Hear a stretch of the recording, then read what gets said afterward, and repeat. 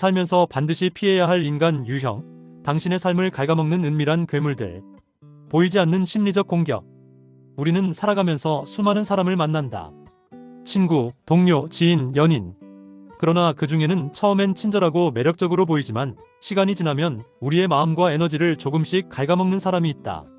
마치 작은 독을 은밀히 주입하는 것처럼 알게 모르게 삶을 지치게 만든다. 심리학자 안나 프로이트는 방어기제 이론에서 투사적 동일시라는 개념을 제시했다. 이는 자신의 부정적인 감정이나 특성을 타인에게 투사하고 그 사람이 마치 그런 특성을 가진 것처럼 인식하게 만드는 무의식적 과정이다. 독성 인간관계에서 자주 나타나는 현상이기도 하다. 당신도 모르게 이런 사람들 주변에 오래 머문다면 자신감은 빠르게 사라지고 행복감은 점점 줄어든다. 정신의학에서는 이를 학습된 무기력이라고 부른다. 마틴 셀리그만이 발견한 이 현상은 반복적인 부정적 경험으로 인해 개인이 자신의 능력을 의심하고 포기하게 되는 심리적 상태를 설명한다. 1. 끊임없는 비교꾼 자존감을 잠식하는 독. 끊임없이 비교하는 사람들은 대화의 순간마다 당신을 평가하고 다른 사람과 비교하며 당신의 성과를 깎아내린다. 그게 뭐 대단하다고 생각해? 혹은 쟤는 저렇게 잘하는데? 라는 말로 시작되는 대화는 처음엔 별것 아니어 보일 수 있다. 그러나 반복되면 당신의 자존감은 서서히, 그러나 확실하게 갉아먹힌다. 사회심리학에서 말하는 사회적 비교 이론에 따르면 인간은 본능적으로 자신을 타인과 비교하여 자아를 평가한다. 레온 페스팅거가 1954년 제시한 이 이론은 건전한 비교와 독성 비교를 구분하는 중요한 관점을 제공한다. 건전한 비교는 자기 발전의 동기가 되지만 독성 비교는 상대방을 깎아내리고 자신의 우월감을 확인하려는 목적을 가진다. 이런 사람들은 다운워드 컴패리슨 전략을 사용한다. 즉, 자신보다 못한 사람을 찾아 비교함으로써 자존감을 유지하려 한다. 문제는 이 과정에서 상대방의 자존감이 심각하게 훼손된다는 점이다. 신경과학적 연구에 따르면 지속적인 비교와 평가절하를 당하면 뇌의 편도체가 과활성화되고 전전두엽 기능이 저하된다. 이는 스트레스 호르몬인 코르티솔 분비를 증가시켜 장기적으로 우울증과 불안장애의 위험을 높인다. 실제 사례를 보면 직장에서 동료가 너는 원래 발표를 못하잖아. 나라면 이렇게 했을 텐데. 라고 말하는 상황을 상상해보자. 이런 말을 반복적으로 듣는 사람은 점차 자신의 능력을 의심하게 되고 새로운 도전을 회피하게 된다. 인지행동치료에서는 이를 부정적 자동사고의 학습 과정으로 설명한다. 영원한 피해자, 책임 회피의 전문가. 피해자 코스프레를 하는 사람들은 문제가 생기면 절대 자신의 책임을 인정하지 않는다. 대신 상황을 자신이 얼마나 힘든지 모르는 사람들 때문이라고 뒤집는다. 주변 사람들은 그들의 감정을 달래느라 지치고 정작 문제 해결은 뒷전으로 밀린다. 알고 보면 이 사람은 당신의 에너지를 착취하는 전문가다. 심리학에서 이를 외부 통제 소재라고 한다. 줄리언 로터가 개발한 통제 소재 이론에 따르면 외부 통제 소재를 가진 사람들은 자신의 행동 결과를 운이나 타인의 탓으로 돌리는 경향이 강하다. 이들은 자신을 상황의 희생자로 포지셔닝하여 타인의 동정과 관심을 끌어낸다. 더 심각한 것은 이런 사람들이 가스라이팅 기법을 사용한다는 점이다. 가스라이팅은 상대방이 자신의 기억, 인식, 판단력을 의심하도록 만드는 심리적 조작 기법이다. 너는 너무 예민해. 그런 일은 없었어. 너만 그렇게 생각해와 같은 말로 피해자의 현실인식을 왜곡시킨다. 정신분석학에서는 이를 투사적 동일시의 한 형태로 본다. 자신의 부정적 감정이나 책임을 타인에게 투사하고 그 사람이 마치 문제의 원인인 것처럼 만드는 것이다. 멜라니 클라인이 제시한 이 개념은 독성관계의 핵심 메커니즘 중 하나다. 코이존 이론도 이 관계를 설명하는 데 유용하다. 멜로디 비티가 정의한 코이존은 타인의 문제를 자신의 문제로 받아들이고 그 사람을 구원하려 드는 심리적 패턴을 의미한다. 영원한 피해자들은 주변 사람들의 코이존적 성향을 교묘하게 이용한다. 3. 미묘한 무식군 포장된 공격성. 은근히 무시하는 사람들은 겉으로는 웃으며 친근하게 행동하지만 말끝마다 비아냥과 깎아내림이 숨어있다. 넌 원래 그런 거 잘 못하지? 라는 식의 농담처럼 포장된 말들은 반복될수록 마음속 깊은 상처가 된다. 가까운 사람일수록 이 무시는 더 노골적으로 드러나 상처는 쌓이고 쌓인다. 이는 심리학에서 말하는 수동 공격성의 전형적인 사례다. 티모시 머피가 연구한 수동 공격성은 직접적인 대립을 피하면서도 상대방에게 해를 가하려는 심리적 패턴이다. 겉으로는 협조적이고 친절해 보이지만 실제로는 미묘한 방식으로 상대방을 공격한다. 마이크로 어그레션 이론도 이를 설명하는 중요한 개념이다. 데럴드 윙수가 제시한 이 개념은 일상적이고 반복적인 언어적, 행동적 모독이 피해자에게 누적되는 심리적 상처를 설명한다.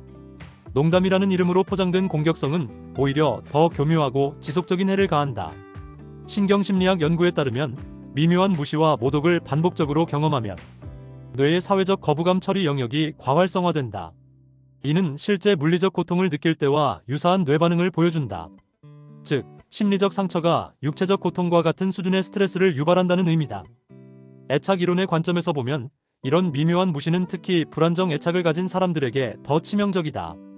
존 볼비의 애착 이론에 따르면 어린 시절 형성된 애착 패턴이 성인기 관계에도 영향을 미친다. 불안정 애착을 가진 사람은 미묘한 거부나 무시에 더 민감하게 반응한다. 4. 이익 추구형 기생충 일방적 착취자. 이용만 하고 떠나는 사람들은 필요할 때만 당신을 찾아와 도움을 얻고 목적을 달성하면 사라진다. 관계를 서로의 성장과 행복을 위한 것이 아니라 오직 자신의 이익 창출 수단으로만 보는 것이다. 당신은 어느새 소모품처럼 쓰이고 버려지는 경험을 하게 된다.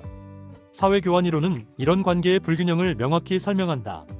조지 호먼스와 피터 블라우가 개발한 이 이론에 따르면 건강한 인간관계는 상호 이익을 추구하는 공정한 교환을 기반으로 한다. 그러나 착취적 관계에서는 한쪽이 일방적으로 자원을 빼앗아간다. 나르시시스트적 성격장애와 반사회적 성격장애의 특성이 복합적으로 나타나는 경우가 많다. DSM-5에 따르면 이런 성격장애를 가진 사람들은 타인을 자신의 목적을 위한 도구로 여기는 경향이 강하다. 특히 주목할 점은 러브보밍 전략이다. 이는 초기에 과도한 관심과 애정을 보이다가 상대방이 의존적이 되면 갑자기 태도를 바꾸는 조작 기법이다. 심리치료사 델레 아처가 명명한 이 패턴은 피해자를 감정적으로 혼란스럽게 만들어 착취하기 쉬운 상태로 만든다. 경제심리학의 관점에서 보면 이런 사람들은 게임 이론에서 말하는 제로섬 게임 사고를 가지고 있다. 즉, 누군가 이득을 보면 다른 누군가는 반드시 손해를 봐야 한다고 생각한다. 협력이나 상호 이익보다는 일방적 착취를 통한 자기 이익 극대화만을 추구한다. 5. 에너지 뱀파이어 감정 조작의 달인. 에너지 뱀파이어라고 불리는 사람들은 타인의 정신적, 감정적 에너지를 빨아들이는 특성을 가진다. 이들과 만난 후에는 설명할 수 없는 피로감과 우울감을 느끼게 된다. 심리학자 주디스 올로프가 제시한 이 개념은 현대 인간관계에서 중요한 문제로 대두되고 있다. 이들의 주요 특징은 감정 조작에 능하다는 것이다. 로버트 사이알디니의 설득의 심리학에서 제시된 여러 원리들을 악용하여 상대방을 조종한다. 호혜성의 원리, 일관성의 원리, 사회적 증명의 원리 등을 교묘하게 이용해 상대방이 거부하기 어려운 상황을 만든다. 신경과학적으로 보면 에너지 뱀파이어와의 상호작용은 피해자의 자율신경계에 만성적인 스트레스를 가한다. 스티븐 포지스의 다미주 이론에 따르면 지속적인 스트레스는 부교감신경계의 방어 반응을 활성화시켜 우울증과 만성 피로를 유발한다. 6. 완벽주의 강요범 불가능한 기준의 제시자. 완벽주의를 강요하는 사람들은 자신과 타인에게 비현실적으로 높은 기준을 요구한다. 이들은 작은 실수도 용납하지 않으며 상대방이 완벽하지 않으면 지속적으로 비판한다. 심리학자 브레네 브라운이 연구한 바에 따르면 이런 완벽주의는 수치심과 밀접한 관련이 있다. 헤위트과 플랫이 구분한 완벽주의의 유형 중 사회적 완벽주의가 특히 문제가 된다. 이는 다른 사람들이 자신에게 완벽함을 기대한다고 믿는 것으로 극도의 스트레스와 불안을 유발한다. 인지행동치료의 관점에서 보면 완벽주의자들은 전부 아니면 전무사고의 함정에 빠져 있다. 아론 백이 제시한 인지 왜곡 중 하나로 중간지대를 인정하지 않고 극단적으로 사고하는 패턴이다. 7. 경계선 침범자 개인 공간의 파괴자. 건강한 인간관계의 핵심은 적절한 경계 설정이다. 그러나 경계선을 침범하는 사람들은 상대방의 개인적 공간, 시간, 감정을 존중하지 않는다. 헨리 클라우드와 존 타운젠드가 저술한 경계선에서 강조했듯이 경계의 부재는 관계의 독성화를 가져온다. 이들의 특징은 다음과 같다. 사적인 질문을 서슴없이 하고 거절을 받아들이지 못하며 상대방의 개인 시간을 침해한다. 또한 물리적, 감정적 공간을 무시하고 지나치게 밀착하려 한다. 시스템 가족 치료의 관점에서 보면 경계선 침범은 분화 부족에서 기인한다. 머레이 보웬이 제시한 분화 개념은 개인이 감정과 이성을 분리하고 자신과 타인을 구별할 수 있는 능력을 의미한다. 분화가 부족한 사람은 타인과의 경계를 명확히 설정하지 못한다. 8. 독성관계의 심리적 메커니즘. 독성관계가 지속되는 이유는 복합적이다. 첫째, 스톡홀름 증후군과 유사한 심리적 유대감이 형성된다. 반복적인 학대와 가끔의 친절함이 번갈아 나타나면 피해자는 가해자에게 감정적으로 의존하게 된다. 둘째, 인지 부조화 이론으로 설명되는 심리적 방어 기제가 작동한다. 레온 페스팅거가 제시한 이 이론에 따르면 모순된 인식이 공존할 때 인간은 그 불편함을 해소하려 한다. 좋았던 기억과 나쁜 현실 사이의 모순을 해결하기 위해 현실을 부정하거나 축소한다. 셋째, 매몰 비용 오류가 작용한다.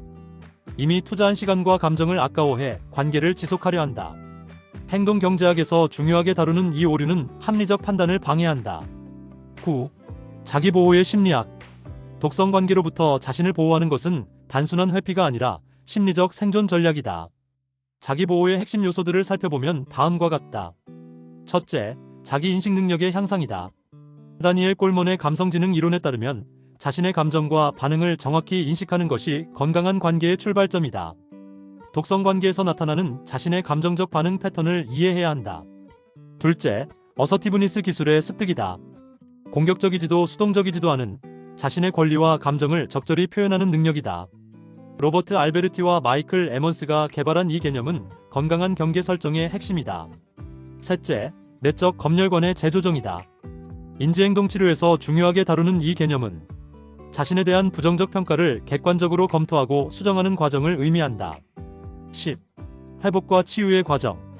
독성 관계에서 벗어난 후의 회복 과정은 체계적으로 접근해야 한다. 트라우마 치료의 관점에서 보면 독성 관계는 일종의 복합 외상을 유발한다. 주디스 허먼이 제시한 외상 회복의 3단계 모델이 유용하다. 1단계는 안정감 확보다. 물리적, 심리적으로 안전한 환경을 조성하고 자기 돌봄 기술을 습득한다. 2단계는 기억과 애도의 과정이다. 경험했던 상처를 인정하고 슬퍼하는 과정을 거친다. 3단계는 재연결의 단계로 건강한 관계를 새롭게 형성해 나간다. 마음챙김 기법도 회복에 중요한 역할을 한다. 존 카바진이 개발한 MBSR 프로그램은 스트레스 감소와 자기인식 향상에 효과적이다. 결론, 관계의 질이 삶의 질을 결정한다. 하버드 대학의 75년간 진행된 종단 연구 결과에 따르면 인간의 행복과 건강을 결정하는 가장 중요한 요소는 좋은 인간관계다.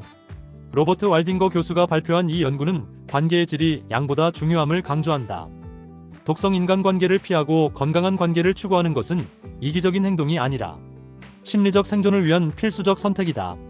경계 설정은 벽을 쌓는 것이 아니라 건강한 연결을 위한 기반을 마련하는 것이다. 마지막으로 독성 관계의 패턴을 인식하고 그로부터 자신을 보호하는 것은 평생에 걸친 학습 과정이다. 완벽할 필요는 없지만 지속적인 자기 성찰과 성장을 통해 더 건강하고 의미 있는 관계를 만들어갈 수 있다. 인간관계에서 중요한 것은 넓이보다 질이다. 에너지를 갉아먹는 사람을 가까이 두는 것은 결코 우정이나 사랑이 아니다. 그 대신 나를 존중하고 함께 성장할 수 있는 사람을 선택할 용기를 가져야 한다. 마음의 문을 닫는 것이 아니라 건강한 문을 여는 것이 삶을 지키는 첫걸음이다. 살면서 만나는 사람 중에는 겉과 속이 다른 사람이 분명 존재한다. 그러나 그들에게 휘둘리지 않고 자신을 지키는 선택이야말로 진정한 성숙과 평화를 가져다 준다. 오늘부터라도 내 주변을 돌아보고 내 에너지를 소모하는 사람들에게는 단호히 선을 그어보자. 삶은 한 번뿐이다. 나를 지키는 선택은 곧 나를 사랑하는 선택이다. 건강한 관계 속에서 진정한 행복과 성장을 경험할 수 있기 때문이다.